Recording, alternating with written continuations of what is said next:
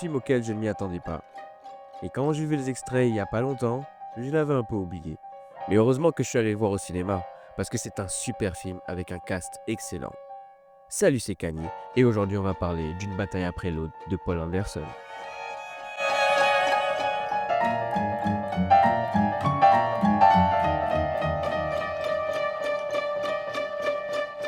Bob, ancien révolutionnaire désabusé, vit reclus avec sa fille Willa après avoir fait partie d'un groupe radical nommé les French 75.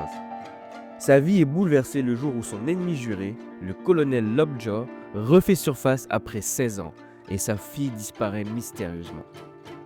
Bob va tout faire pour la retrouver, confronté à la violence politique, à ses compromis passés et à une Amérique divisée.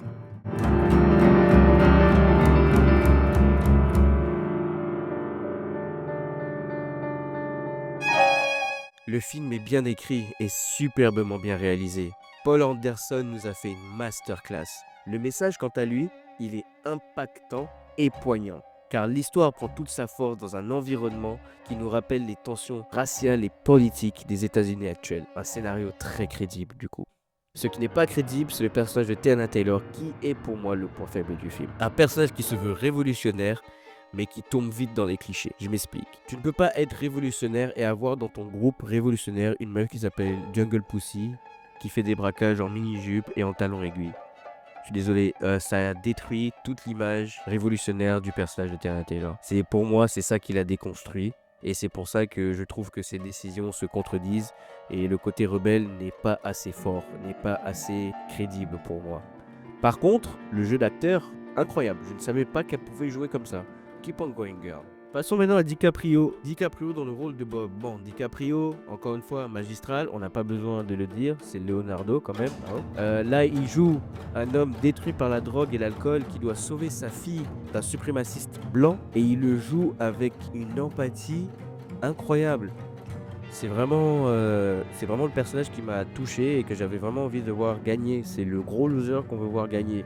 Et en plus, il est marrant. Donc vraiment, très bon personnage, très bon protagoniste. Et pour moi, le point positif du film, c'est Sean Penn dans le rôle de Lovejoy. Lovejoy est juste incroyable. Ce personnage est incroyable.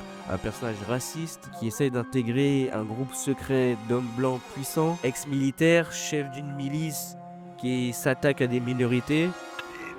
Leave me alone!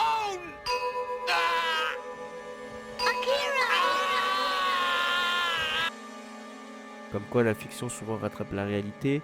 Mais bon, on n'est pas là pour parler de ça. C'est un personnage organique grâce au jeu d'acteur de Sean Penn qui lui a donné des mimiques, une certaine expression du visage, une certaine démarche.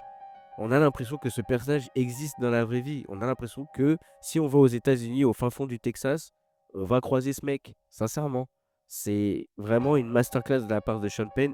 Les acteurs secondaires sont eux aussi très bons, mais surtout Benicio del Toro.